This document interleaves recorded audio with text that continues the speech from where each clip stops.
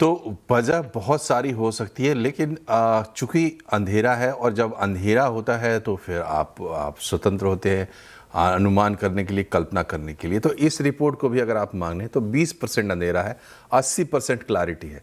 और clearly doctors कह रहे हैं कि इस 80% में लाइफस्टाइल सबसे बड़ा विलेन बन रहा है। डॉक्टर प्रत्यक्ष, लाइफस्टाइल किस तरीके से विलेन बन रहा है जो इस हद तक घात कर रहा है कि इंसान की जान चली जा रही है?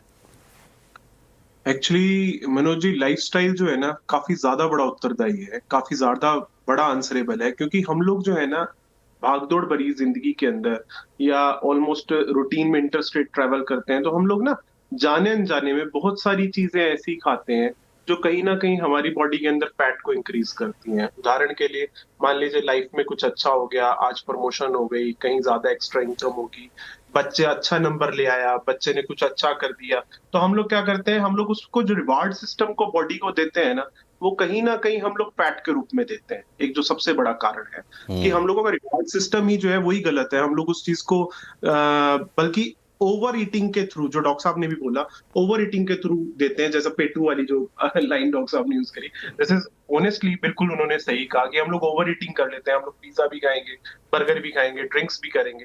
दूसरी जो हम्म। सबसे बड़ी चीज है कि कहीं ना कहीं हम लोग ओवर फिटनेस को लेकर, कि हम लोग हम्म। ज्यादा बेहतर जीवन जीने के चक्कर में, ज्यादा बेहतर विटामिन लेने के चक्कर में, कई बार विटामिन पूरे होने के बावजूद भी हम लोग ओवर सप्लीमेंट्स या फिर कहीं ना कहीं ओवर न्यूट्रिशन लेना शुरू कर देते हैं।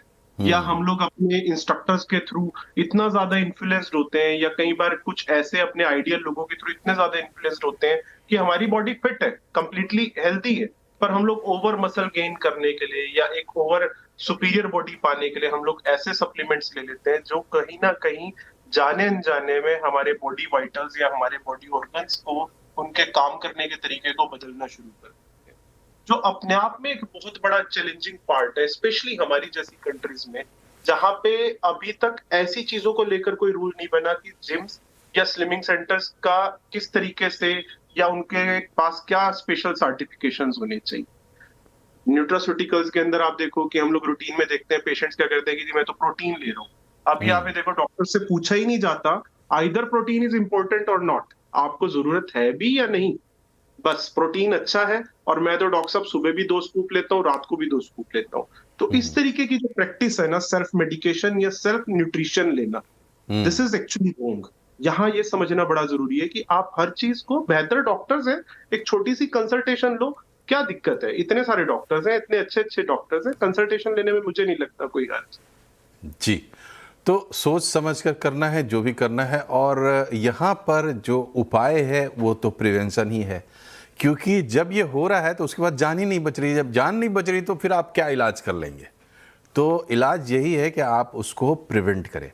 और प्रिवेंशन, आपकी जानकारी के लिए, दुनिया में मेडिसिन वर्ल्ड में अब जो नया कैच वर्ड है वो प्रिवेंशन ही है, इलाज नहीं।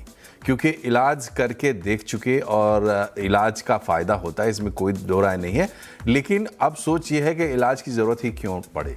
क्यों ना आप अपना लाइफस्टाइल एक ऐसा लाइफस्टाइल बनाएं जो प्रिवेंटिव हो, जो ज़्यादातर रोगों को, आपके एरिया में जो रोग हैं या आपके जीन में जो रोग आप कैरी कर रहे हैं अपने पूर्वजों के माध्यम से, उसको रोक सके। इसके लिए ही अपने लाइफस्टाइल को तैयार किया जाए।